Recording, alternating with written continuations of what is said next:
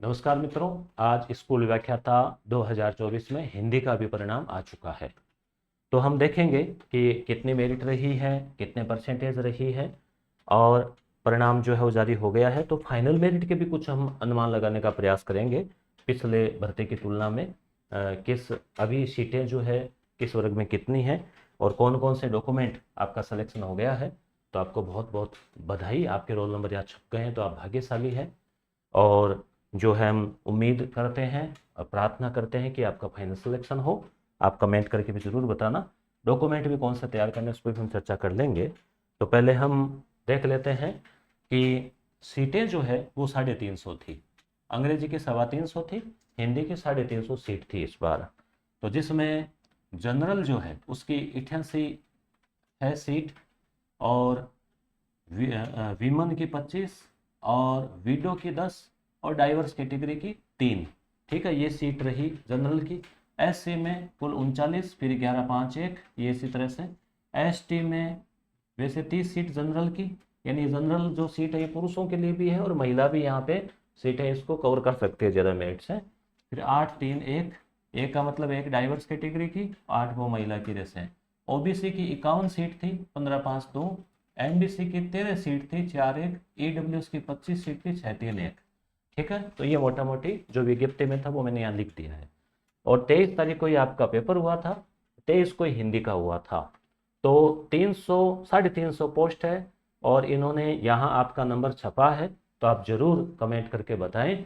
आपको बहुत बहुत बधाई, शुभकामनाएं। डबल में हुआ है, आप लाखों लोगों में से 900 में आए हैं और आप फाइनल 350 में भी आए, ऐसे हमारी प्रार्थना है, आशीर्वाद है, दुआएं हैं। तो ये हो गए रोल नंबर। और यहाँ पे हम देख लेते हैं कुल कितने हैं ये 928। तो 350 और 928 है तो 2.65, यानी 2.5 गुना लगभग बुलाया है। तो इसका कारण ये रह जाता है कि प्रत्येक कैटेगरी वाइज मेरिट निकालते हैं, तो उस हिसाब से। अब ये जो आपको डिटेल फॉर्म भरना है वो पहले ऑफलाइन होता था, आजकल ऑनलाइन ही है। आपको एसएसओ आईडी से जाना है। एसएसओ आईडी आपकी फॉर्म पे भी मिल जाएगी, पासवर्ड अगर आप देख के। 28 तारीख से आपको शुरू है, 3 लास्ट है। तो आप 28 को या 29 को ही, इसी 28 29 को आप भर देना, इंतजार मत करना। और फिर शिक्षा विभाग के द्वारा, माध्यमिक शिक्षा विभाग के द्वारा अलग से जैसे आदेश आए तो आपको वो डॉक्यूमेंट चेक करवाने हैं। तो 2 प्रतियों में इसका प्रिंट आउट ले लेना, इसको सावधानी से भरना खुद देख के। फिर ये मत ना हो कि ये गलती रहेगी वो गलती रहेगी, पास में बैठ के भरवाना। 2 प्रतियों में प्रिंट आउट लेके सेफ रख लेना खुद के पास में। तो इसको विस्तृत आवेदन पत्र बोलते हैं, डिटेल फॉर्म। 2 प्रतियों में रख लेना और मूल दस्तावेज आपके पास है ही, और सत्यापित यानी उनकी 2 सेट तैयार कर लो फोटोकॉपी का, जो स्वयं द्वारा खुद के साइन करके रख लो।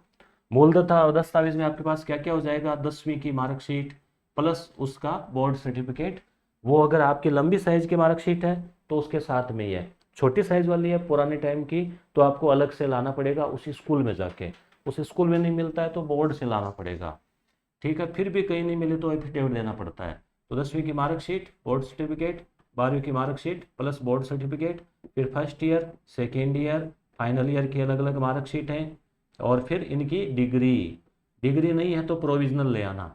उसके बाद में एमए आपने कर रखी है हिंदी से, भले ही यहाँ पे आपने साइंस से की हो कोई दिक्कत नहीं। एमए में परसेंटेज कितने हो कोई दिक्कत नहीं, 2 मार्कशीट है, 3 मार्कशीट है, इम्प्रूव किया है, जो कुछ भी हो, 3rd डिवीजन बाई ग्रेस ही हो। बीएड के लिए चाहिए होते हैं ग्रेजुएशन में 45, या एमए बेस पे की है बीएड तो एमए में चाहिए होते हैं। तो एमए की फर्स्ट ईयर सेकेंड ईयर की मार्कशीट है प्लस प्रोविजनल डिग्री, या डिग्री आ गई है तो। फिर बीएड है उसका 1 साल की है तो 1 साल की, 2 साल की तो 2 साल की, प्लस उसकी डिग्री, या फिर डिग्री नहीं आई है तो प्रोविजनल। प्रोविजनल कहाँ से मिलती है, या तो कॉलेज वाले ला देते हैं या फिर आपको उस यूनिवर्सिटी में जाना पड़ता है।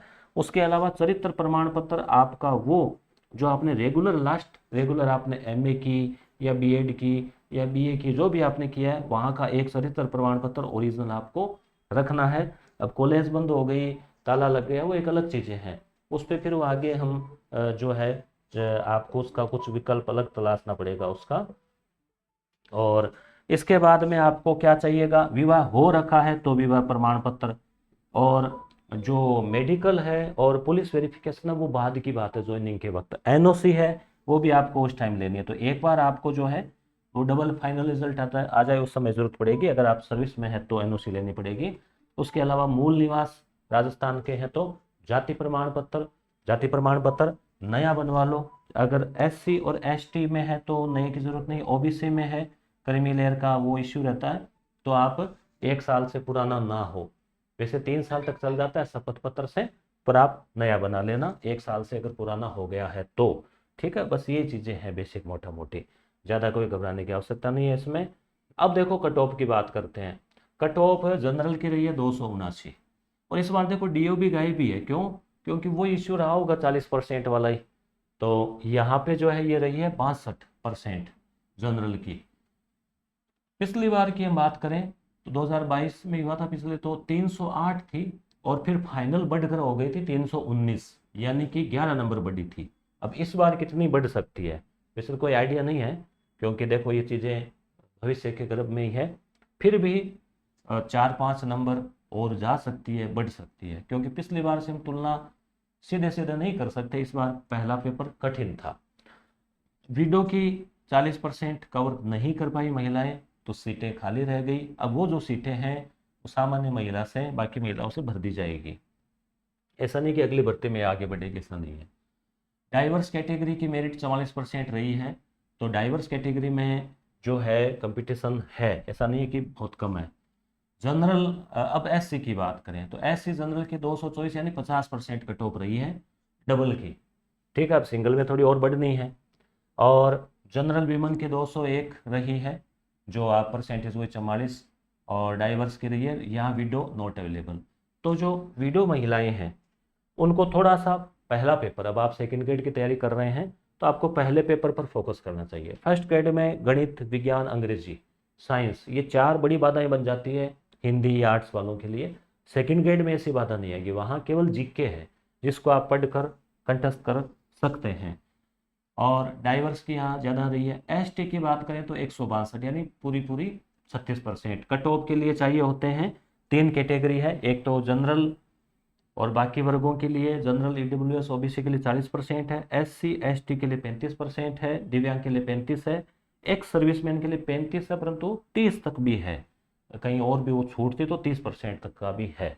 ठीक है, अब ओबीसी है तो 247 यानी 54% रही है। तो अब आप देख लो जैसे कितना फर्क आ गया है, 50, 60, 70, 80, 30, 33, 34 नंबर जो है जनरल और ओबीसी में फ़र्क है, जबकि अंग्रेजी में 100 नंबर तक का फ़र्क था। तो यहाँ से क्या पता चल रहा है कि जनरल वर्ग में अभी भी अंग्रेजी जो है वो पसंद है, अंग्रेजी साहित्य पढ़ते हैं। अभी भी इन वर्गों के जो लोग हैं वो अंग्रेजी साहित्य या उसकी किताबें, उसकी कॉलेज की कठिनाई कुछ भी रही हो, हिंदी में जो है बाकी वर्गों के लोग भी आ गए हैं, अंग्रेजी में अभी भी जो है कम है, ये थोड़ा इससे सामने आता है परिणाम।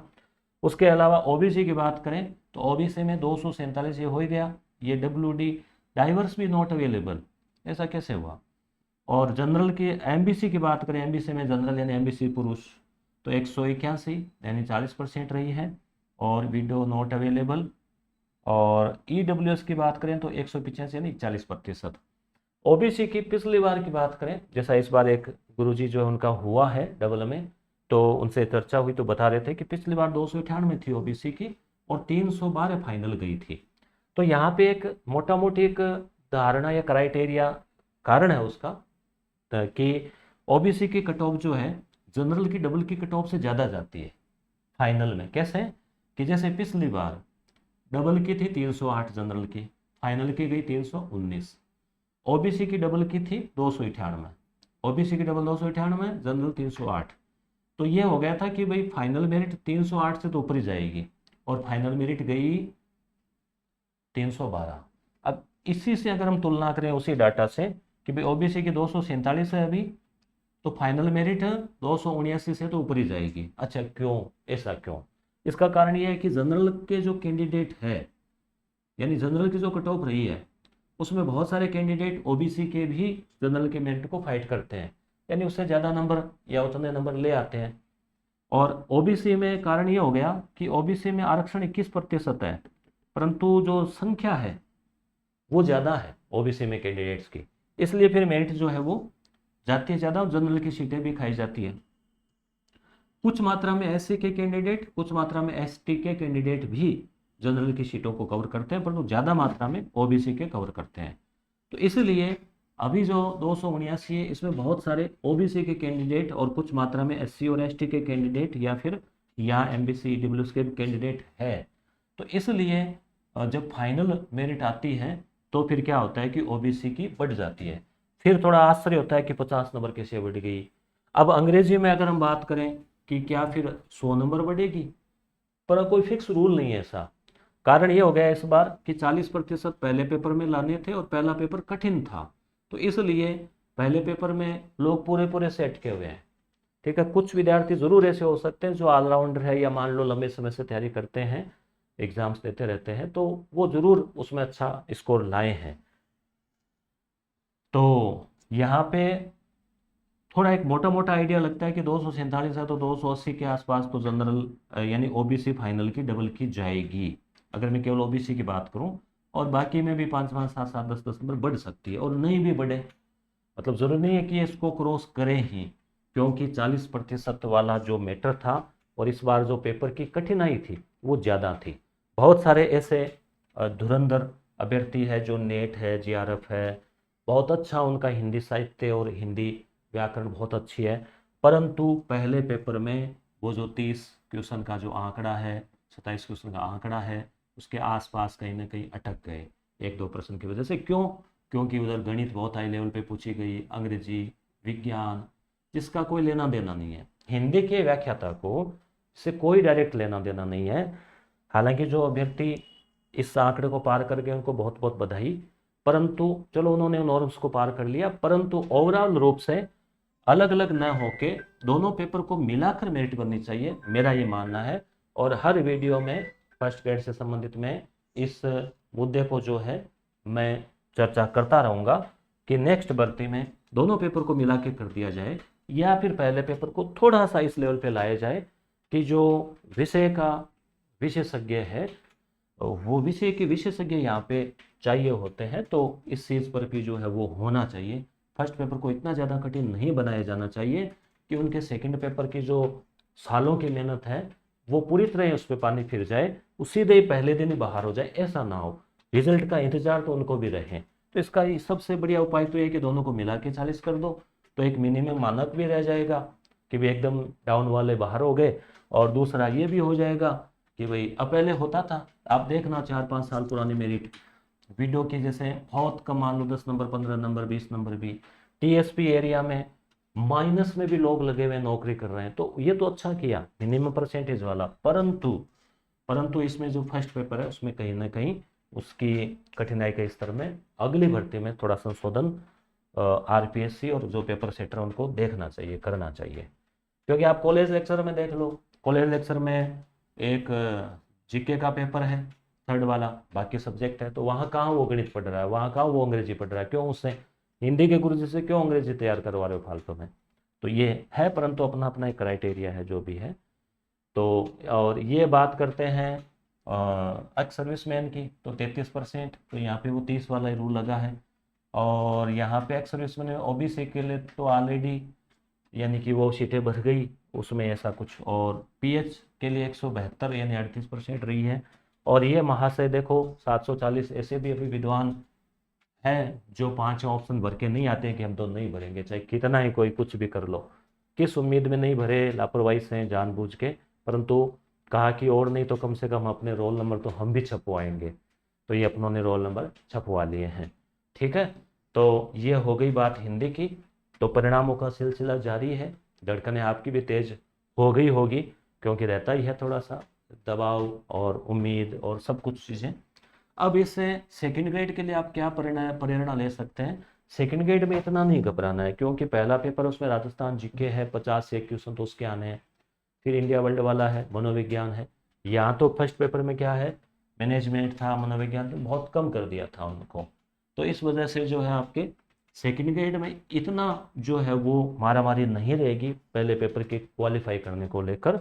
और आपको आगामी फर्स्ट ग्रेड है उसकी आप तैयारी कर रहे हैं, तो भी आपको इस तरह से थोड़ी रणनीति बना के दोनों पेपर को बराबर ध्यान देते हुए जीके के आए हुए प्रश्न, अन्य परीक्षाओं के प्रश्न करंट अफेयर थोड़ा थोड़ा देखते रहा करो, चीज़ें धीरे धीरे जुड़ती है। ठीक है, धन्यवाद।